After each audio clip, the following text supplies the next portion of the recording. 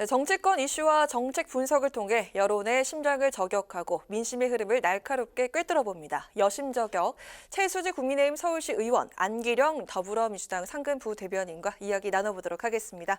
반갑습니다. 안녕하세요. 안녕하세요. 네, 최 의원님 지난주 저희 방송 보셨나요? 옥지원 부위원장과 함께한 네, 방송. 너무 재밌게 봤습니다. 어떠셨어요? 솔직히 말하자면 제 네. 자리가 조금 위험한 게 아닌가 이런 생각이 들 정도로 너무 재밌게 네. 봤습니다. 아니 뭐 하실 말씀 있으시다고요? 아니 근데 뭐 최수지 네. 의원님 찾는 분들도 제 주변에 계시더라고요. 아, 네. 지난주 방송에 안 나와서 어디 갔느냐 네. 이렇게요. 팬분들도 또 상당한 것 같습니다. 네, 자 그럼 본격적으로 오늘 또 이야기 시작해 보도록 하겠습니다. 자, 두 대표가 공교롭게도 같은 날 다른 행보를 보였습니다. 김기현 국민의힘 대표 그리고 이재명 민주당 대표가 어제 각각 주한 일본 대사와 주한 중국 대사를 만나서 후쿠시마 원전 오염수 처리 등 주요 현안에 대해서 논의를 했는데요. 자, 두 대표의 같은 날 다른 행보 어떻게 보셨을지 들어볼까요? 네. 저는 사실 오염수 방류 관련해서 각자 뭔가 정말 바람직한 해법이 무엇인가 그런 걸 찾기 위한 각고의 노력을 하고 있구나 이런 생각이 들어서 오히려 저는 좀 긍정적으로 보았습니다. 다른 시점을 가지고 이렇게 다른 다방면으로 뭔가 제스처를 취하기 위해서 장기적으로 보면 결국 어떤 접점을 이제 좀 만들어내기 위한 노력들이 있었구나라는 생각이 들어서 오히려 좀 기대감도 사실은 들었습니다. 하지만 이재명 민주당 대표가 중국을 이제 이 공동 대응, 협력의 네. 상대로 선택한 시기가 조금 아이러니하다는 생각이 들었습니다. 말 그대로 정쟁화를 위해서 이게 객관적이고 과학적인 검증을 이제 강조하고 있는 여당의 노력에 조금 재를 뿌리고 있는 게 아닌가 생각이 들었는데요. 이렇게 악의적인 선동이랑 선전으로 양국 관계 발전을 조금 저해하는 게 안타깝다는 생각이 들었습니다. 네, 지금 여당이 그 한미일 중심의 가치 외교를 지향하고 있는데 그 야당은 그에 반하는 그 균형 외교라는 그 명목으로 중국과 이야기를 했다는 건 좀 아쉽다 이렇게 말씀하셨고요. 어떻게 보셨습니까? 예, 과학적인 검증을 이야기하시기에는 김기현 대표가 일본 대사를 만나서 이렇게 이야기를 하셨더라고요. 후쿠시마 오염수와 관련한 비과학적 선동 배격하겠다. 불신부터 해소하자라고 이야기를 하셨는데 아직 후쿠시마 오염수에 대한 안전성이 완벽하게 검증된 게 아닙니다. 검증되기도 전에 이렇게 말하면 국민들을 호도하는 것이죠. 저는 그 김기현 대표가 일본 대사를 만난 것을 보고 정말 우리나라 그 여당의 대표가 맞나 일본 정당의 대표 같다라는 생각을 했고요. 그리고 이재명 대표가 싱하이밍 중국 대사와 회동을 갖고 일본 후쿠시마 오염수 방류와 관련한 한중의 공감대를 형성하고 어떻게 대응할 것인지 좀 대책을 논의를 했습니다. 그리고 후쿠시마 오염수 말고도 어제는 한중 간 경제 협력을 논의하는 아주 중요한 자리였는데요. 윤석열 정부 들어서 윤석열 정부는 미국과 일본과의 외교에만 매달리고 탈중국을 외치고 있습니다. 그리고 더군다나 중국을 자극하는 발언들로 인해서 중국과의 관계가 수교 이래 최악의 상황으로 치닫고 있거든요.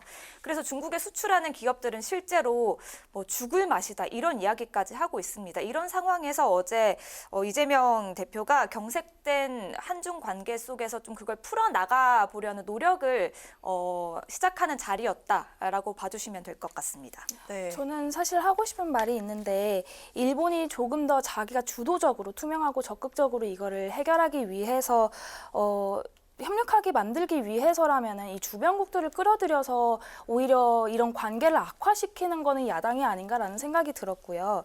그리고 오늘 사실 외교부 1차관이 이제 신대사를 초치를 했었고 박진 장관 역시 조금 강도 높게 비판을 했었습니다.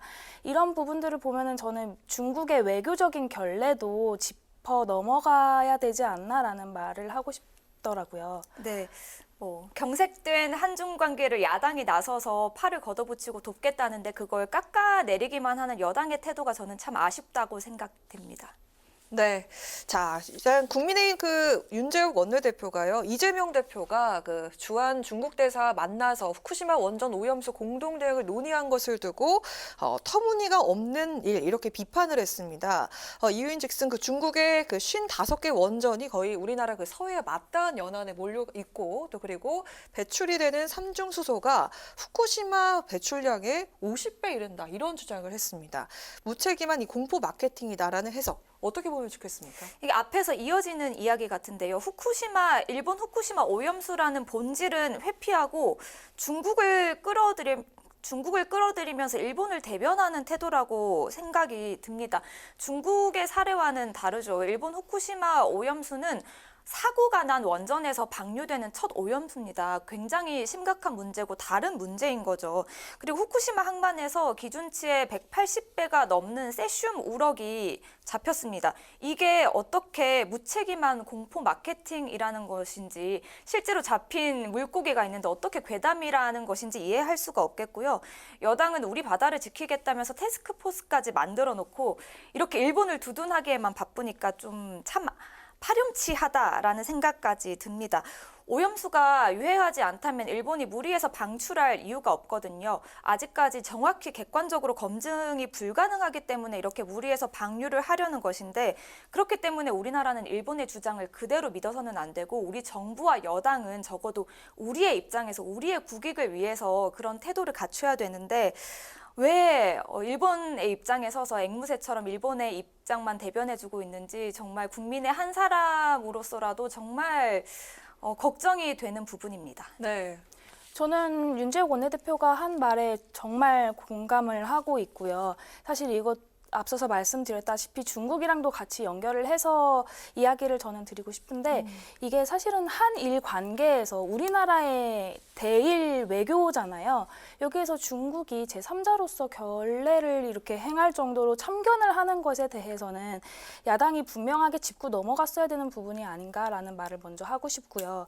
그리고 지금 다니다 보면은 이제 거리에 민주당 현수막이 상당하게 좀 많이 네, 붙어 국회 앞에도 있고 상당히 많더라고요. 네, 그런 것들이 조금 더 국민들의 불안감을 조성하고 있는 거를 보실 수 있으실 겁니다. 이게 국민의 생명과 건강이 걸린 중요한 문제인데 이게 당략적으로 아니면 정쟁적으로 이렇게 몰아만 간다면 정확한 대책을 세우고 국민이 조금 더 안심할 수 있게 만드는데 큰 걸림돌이 될 수밖에 없을 거라는 얘기를 하고 싶습니다. 네.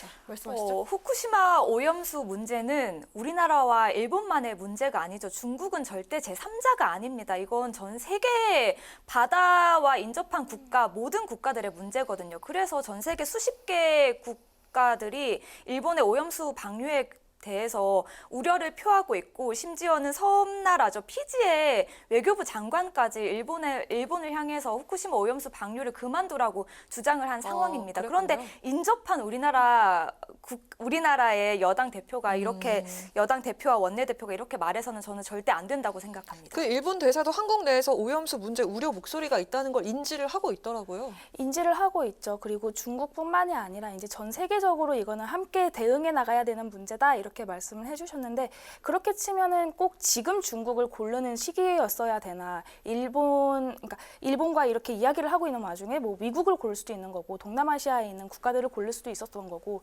그런 적극적인 협조를 조금 해주는 게 저는 바람직하지 않은가 생각이 들었었습니다. 네. 자, 그 주한 중국 대사가 이재명 대표를 만난 자리에서 이런 발언을 했습니다. 미국이 승리하고 중국이 패배할 것이라는 베팅은 잘못된 판단이다. 이렇게 얘기를 했었는데, 이게 그 사실 10년 전에 바이든 그 부통령 시절에 박근혜 전 대통령이 했던 그 말을 좀 패러디한 게 아닌가라는 생각이 드는데요.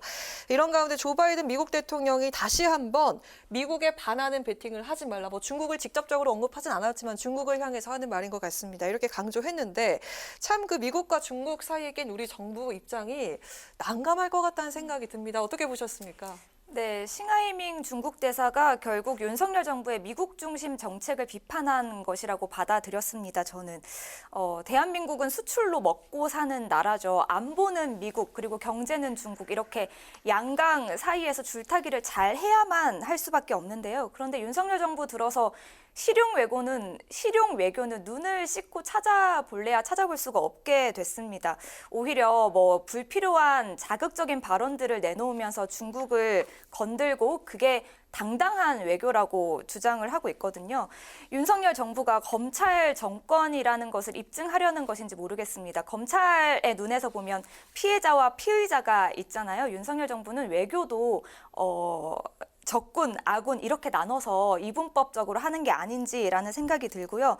지금은 정말 대안 없는 그냥 무조건 탈중국을 외칠 것이 아니라 동맹국인 미국과는 가치를 좀 공유를 하고 중국과는 경제적 실리를 이루어내는 그런 방향으로 외교가 이루어져야 된다라고 생각이 듭니다. 왜냐하면 결국 이런 윤석열 정부의 편향적인 외교의 피해자는 국민들이 될 것이기 때문입니다. 네, 참 우리 정부 운신의 폭이 좁아지는 것 같습니다. 참 어려운 상황인 것 같습니다. 어떻게 보셨습니까? 저는 좀 다르게 해석을 했어요. 이게 양국에서 서로 가지 말고 본인을 봐달라고 이렇게 조금 러브콜을 보내는 게 아닌가 이렇게 해석을 했고 네. 그래서 윤석열 대통령의 인싸 외교를 보여주는 게 아닌가 오히려 저는 이렇게 좀 해석을 하고 싶었습니다. 네. 그리고 앞서 말씀해 주셨다시피 이 바이든은 미국을 상대로 베팅하지 말라는 말을 여러 차례 해왔었어요.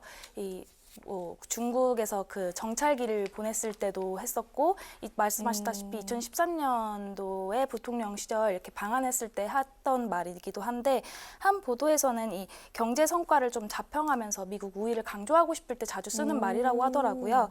그래서 오히려 저는 미국이 조금 더 한국에 관심을 끌고 싶어서 우리에게 정말 동맹의 좀 국가라는 거를 확인시켜 달라라는 그런 모습으로 저는 읽었습니다. 네, 그랬군요.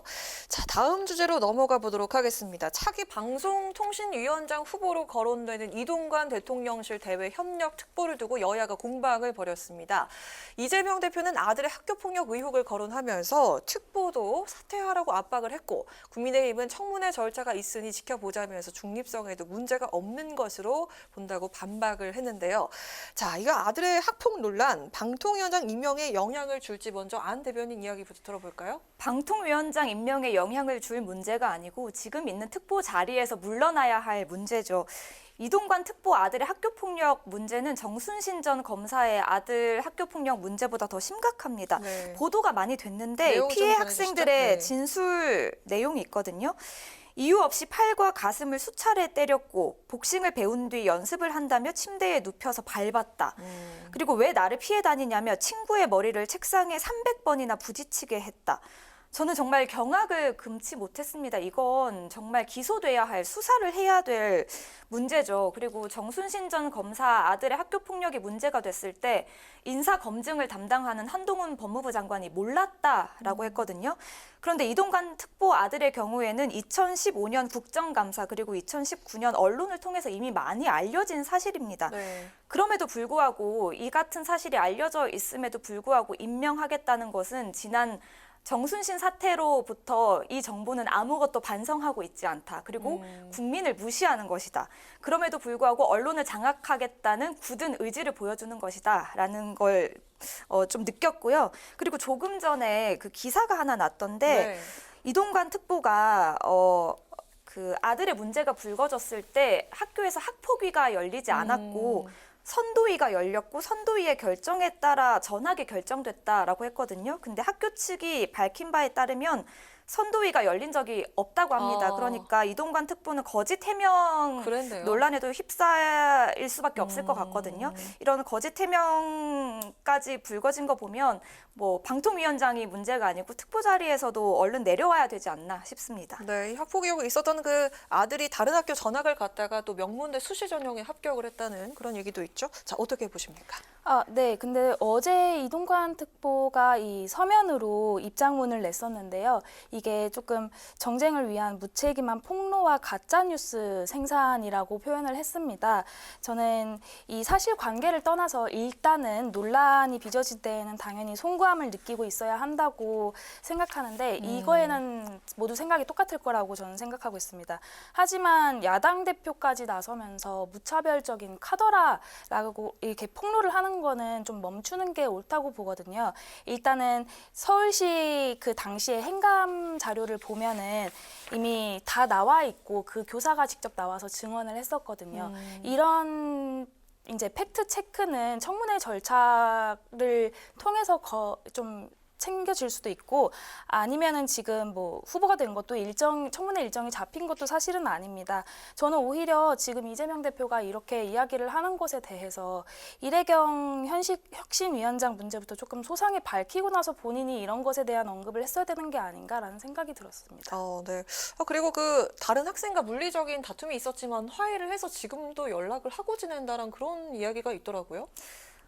이동관 특보가 어제 그렇게 해명을 했죠. 뭐 물리적인 다툼이 있었지만 일방적인 가해는 아니라고 네네. 했거든요. 그런데 글쎄요, 책상에 머리를 300번 찍었다고 하는데 그게 어떻게 일방적인 가해가 아니었다라고 이야기를 할 수 있는지 의문이 들고요. 그리고 가짜뉴스 그리고 과장된 것이라고 하는데 그렇다면 당시에 학폭위를 열어서 사실을 바로 잡았어야죠. 이제 와서 이렇게 이야기를 하는 것은 좀 맞지 않다라고 생각이 들고요.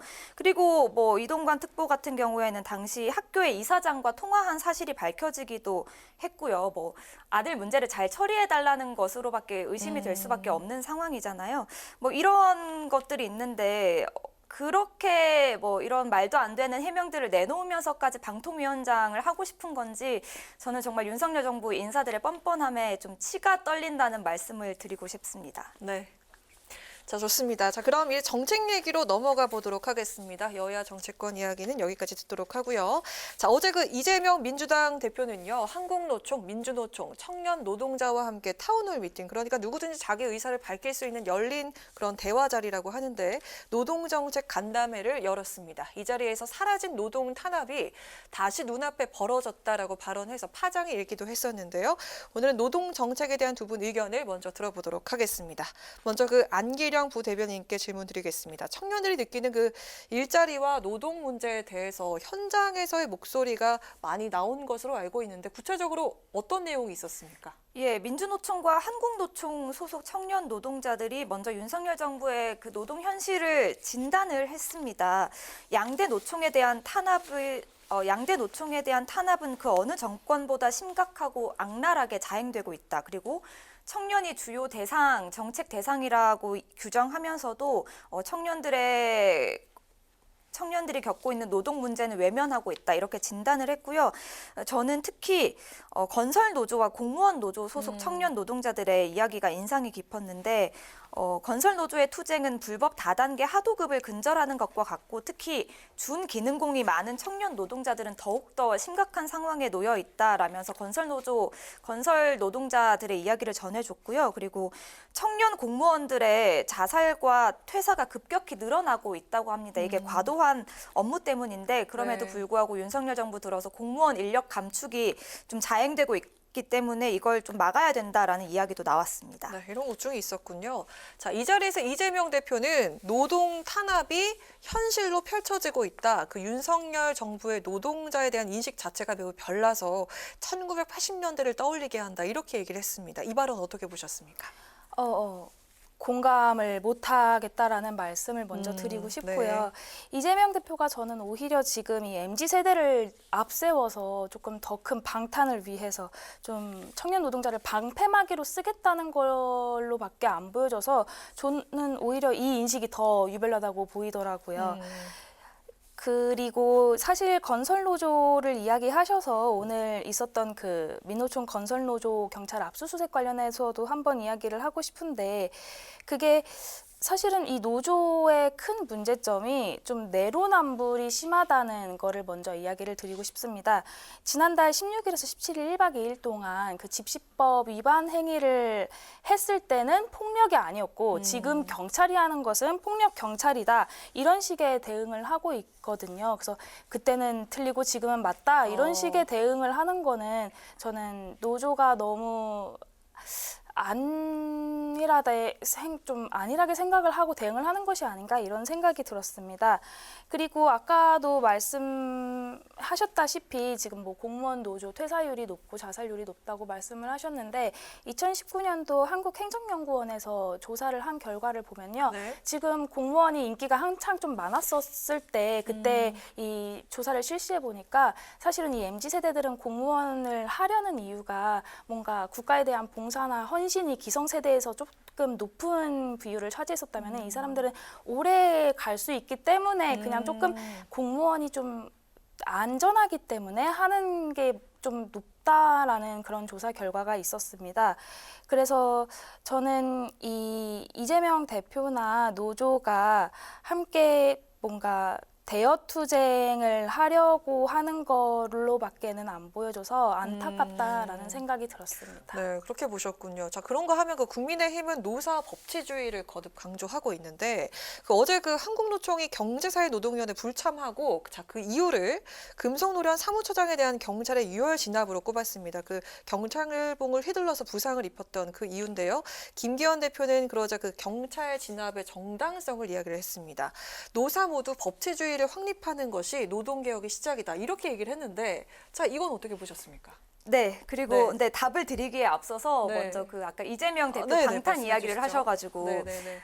대표님이 참 힘드실 것 같다는 생각을 해요. 싱하이민 중국 대사를 만나도 방탄용이라고 하고 청년 노동자들을 만나도 방탄용이라고 하니까 뭐 만능 방탄설 아닌가 이런 좀 네. 생각이 들고 법치주의 이야기를 했죠. 김기현 국민의힘 대표가 법 중요합니다. 그런데 협상과 합의를 바탕으로 만들어진 노사관계에서 대화와 협의가 아닌 법만을 좀 강조하는 것은 무리가 있다라고 보고요.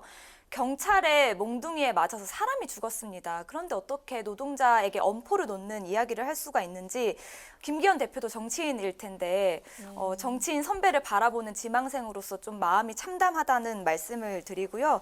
노조는 불법단체가 아닙니다. 윤석열 정부가 눌러야 할 사회 악이 아니거든요. 윤석열 대표가 대통령 후보 시절에 한국노총을 두고 친구라고 했습니다. 친구를 이렇게 몽둥이로 때립니까? 친구가 불에 타 죽는 것을 그냥 보고만 있습니까?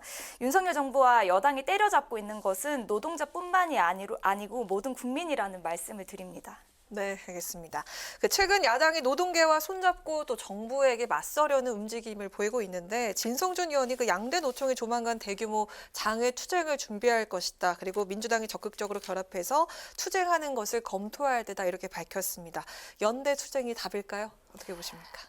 저는 역대 정부가 이 노동판 폭력에 대해서 너무 관용적인 태도를 보여왔었기 때문에 지금까지 온 게 아닌가라는 생각이 들었고요. 이번에도 조금 괜찮겠지라고 생각을 가지고 있는 것 같아서 이거는 상당히 우판을 하고 있는 게 아닌가 우려스러웠습니다. 그리고 이 민노총, 한노총 양대 노총이 이 대한민국 근로자를 대표한다는 일반화를 가지고 있는 것 같아서 조금 우려스러웠는데 오히려 이번에 이렇게 뭐 경사노위에 불참하기도 하는 모습을 보이면서 좀 재편할 수 있는 기회가 오히려 되지 않을까 이런 생각도 들었습니다. 그래서 이 귀족 노조들이 행태를 조금 멈출 수 있게 경사노위를 완전히 재편해가지고 정말 근로자들을 대표하는 그런 위원들이 조금 선임되어서 오히려 긍정적으로 조금 나아갈 수 있는 발판을 마련할 수 있지 않을까 이런 생각이 들었습니다. 네, 말씀하시죠. 말씀하신 것처럼 윤석열 정부가 노동 개혁을 주장을 하고 있잖아요. 말씀하신 것처럼 또 노조에도 고쳐야 될 문제들이 많을 것이라고 저도 봅니다. 그러면 대화와 타협을 통해서 그런 문제들을 해결할 수 있을 것인데 이렇게 강경한 진압만을 통해서 어떻게 노동을 개혁하고 노조를 개선할 수 있을 것인지 윤석열 정부의 태도 변화가 절실한 시기라고 생각합니다.